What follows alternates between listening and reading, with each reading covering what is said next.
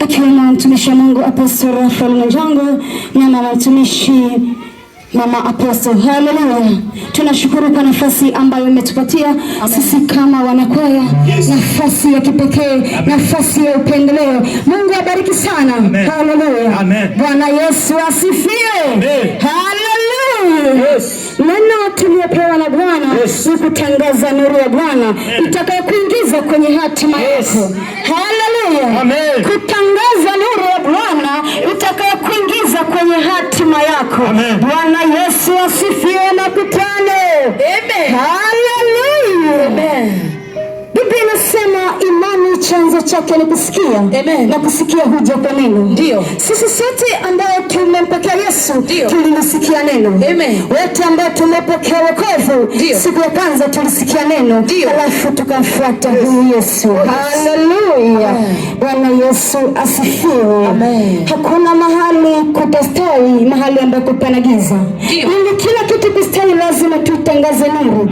Lazima nuru iwepo ili kila jambo liende kama linavyotakiwa. Haleluya. Bwana Yesu asifiwe. Tuombe. Mtakatifu Mungu mwaminifu, ninakushukuru kwa ajili ya nafasi nyingine tena ambayo Baba umenipatia mtumwa wako. Mimi ni chombo tu, nitumie vile upendavyo sawa sawa na mapenzi yako. Nikiwa chini ya babangu kiroho Rafael Mwitege, vile unavyomtumia yale mafuta yaliyo chini yake. Bwana jioni leo kanipate mtumwa wako, ukalitumia vile upendavyo sawa sawa na mapenzi yako. Ni katika jina lako lipitalo majina yote. Amen. Haleluya. Bwana Yesu asifiwe. Kitabu cha Marko 5 mstari wa 1 mpaka wa 20 tunakutana na mtumishi mmoja aliyekuwa katika makaburi. Giza lilimvaa yule kijana, alikuwa katika giza nene. Biblia inatuambia kwamba alikuwa makaburini. Biblia inasema maisha yake yote yalikuwa katika maisha ya makaburini. Hajawahi kuvaa nguo. Kwa Biblia inasema kwamba alikuwa havai nguo. Alikuwa katika makaburi. Biblia inasema alikuwa akijikatakata kwa mawe. Giza limemvaa. Alikuwa hajui juu ya hatima yake. Alipoteza juu ya kusudi ambalo Mungu aliliandaa juu yake. Biblia inasema kwamba giza lilimvaa. Haleluya. Bwana Yesu asifiwe. Alipoteza kusudi la Mungu lililokuwa ndani yake kwa sababu ya giza. Haleluya. Giza lilimwingia yule kijana ambaye kwa mujibu wa Biblia tunamuita mgerasi, ambaye Biblia inatueleza kwamba alikuwa katika maisha ya makaburini. Alikuwa havai nguo, alikuwa anaishi maisha ya kutokula chakula, maisha ya kutokuvaa mavazi. Yupo katika makaburi, hajui habari ya chakula, hajui habari ya kesho yake, hajui habari ya familia.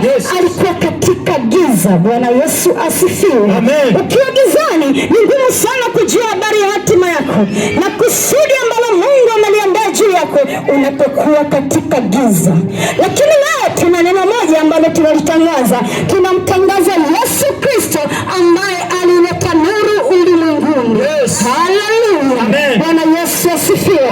Yesu Kristo ambaye aliachilia nuru juu ya mgerasi yule aliyekuwa kule makaburini. Biblia inasema Yesu Kristo alipofikia tule mgerasi, yale mapepo yaliyokuwa ndani yake yalipaza sauti na kusema, umefanya nini huku? Tuache sisi tumtoke mtu huyu, kwa sababu alijua ndani yake ameshikilia nuru. Ndani ya Yesu alikuwa amebeba hatima ya mgerasi. Yale mapepo yakaamuru kwamba tumtoke mtu huyu. Ndani yake alikuwa amemjaa giza, lakini alipofika mwanaume mmoja tunamtangaza jioni ya leo ambaye ana nuru ameshikilia. Nuru ile ile aliyenea mgerasi akatoka kwenye kifungo cha giza. Ndiyo nuru tunaitangaza majira haya. Hiyo ni nuru ya Yesu Kristo. Isaka kutoa mwanamume mmoja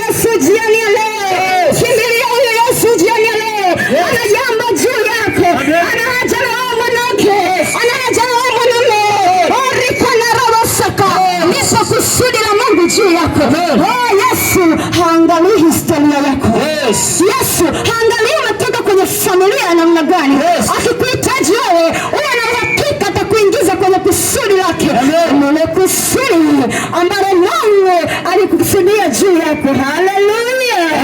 Bwana Yesu asifiwe. Bwana Yesu asifiwe. Yesu ukimpokea, nataka nikwambie atakubadilisha. Haijalishi ulikuwa una tabia gani, Yesu anabadilisha. Alimbadilisha mgerasi aliyekuwa makaburini. Ghafla mgerasi hatima yake inatimia. Anamwambia Yesu, nataka nikufuate. Yesu akamwambia hivi, nenda katangaze, hubiri, nenda kahubiri Injili, kamtangaze huyu Yesu. Kwa sababu alipotoka katika maisha ya kuishi makaburini, Biblia inatuambia ghafla watu wakamwona kwamba amevalia mavazi yake. Kila watu wakashangaa, huyu sio yule tuliyekuwa tunamwona anaishi maisha ya makaburini. Leo ni kitu gani amekipokea? Alipokea nuru. Alipokea Yesu. Alimpokea huyo Yesu tunayemhubiri majira haya. Alimpokea Yesu. Hatima yake ikatimia. Kusudi la Mungu likatimia. Waliokuwa wanahisi wamefika mwisho, Mungu anamshangaza yule baba. Na ndivyo ilivyo na kwako. Wanasema utafia kwenye madeni. Nataka nikwambie, upo mpango wa Mungu juu yako. Nipo kusudi la Mungu. Usijaribu kukata tamaa. Usijaribu kusema mimi nimefika mwisho. Upo mpango wa Mungu juu yako. Nipo kusudi la Mungu.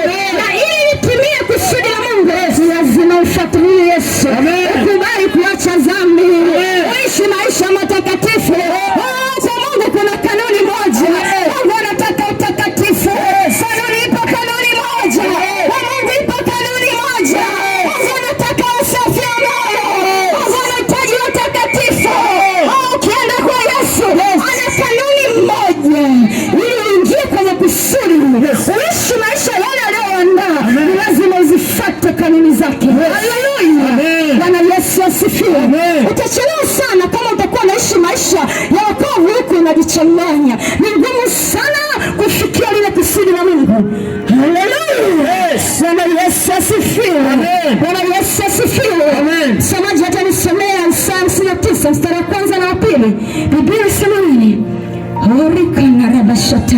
Upo mpango wa Mungu sioni leo. Mungu anakuazia mema. Mungu anakuazia mema. Nimekuwa mtumishi, ngoja nisome. Biblia inasema, tazama mkono wa Bwana haukupunguka hata usiweze kuokoa, wala sikio lake si zito hata isiweze kusikia.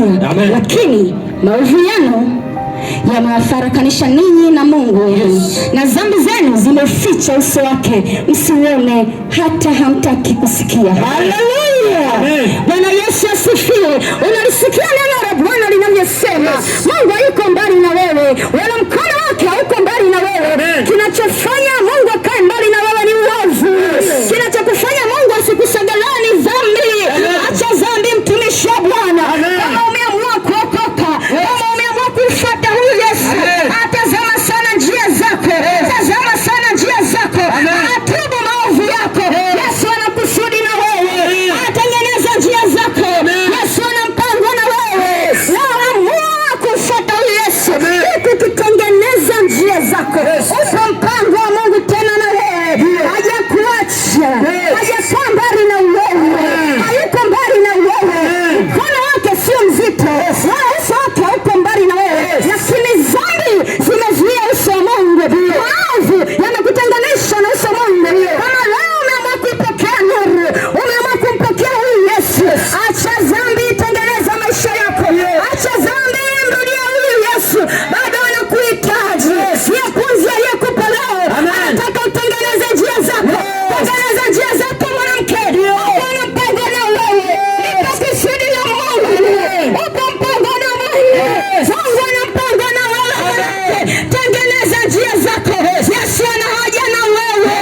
Nipo jambo ameliandaa kwako. Upo mpango ameuandaa kwako. Amua leo kutubu na kutengeneza jambo Mungu anataka kulifanya. Nipo kusudi ambalo Mungu anataka kulifanya kwako. Hajawahi kumwacha mtu. Hajalishi umetoka katika mazingira. Hajalishi ni wakina nani wanakuacha. Kuna mtu mmoja, Biblia inatuambia katika Yohana 5 ule mstari wa kwanza, kuna mwanamke mmoja alikaa katika birika Kibeniani Kebezasi. Yule mwanamke alikaa kwa miaka mingi, takribani miaka 38. Alikosa mtu, ndani yake alikata tamaa, akasema Mungu ameniacha. Ndani yake alikata tamaa, akasema sina ndugu, sina mtu wa kunisaidia ili niingie katika birika. Lakini mwenye nuru alipofika hakumuingiza kwenye ile birika, alimwambia simama uende, kwa sababu alikuja na uzima wake. Tunamhubiri Yesu mwenye uzima, yeye aliyeshika hati ya maisha yako, yeye aliyeshika hati ya uzima wako. Huyo Yesu tunayemtangaza mahali hapa, ile nuru ya kweli, ile nuru ya kweli. Anasema naye nuru ya giza, giza halina mamlaka, giza haliwezi kuzuia kusudi la Mungu, giza haliwezi kuzuia hatima yako, ila dhambi inaweza kuzuia hatima yako. Tengeneza njia yako, tengeneza njia yako. Hata kama ndugu amekuacha, usibaki na huyu Yesu.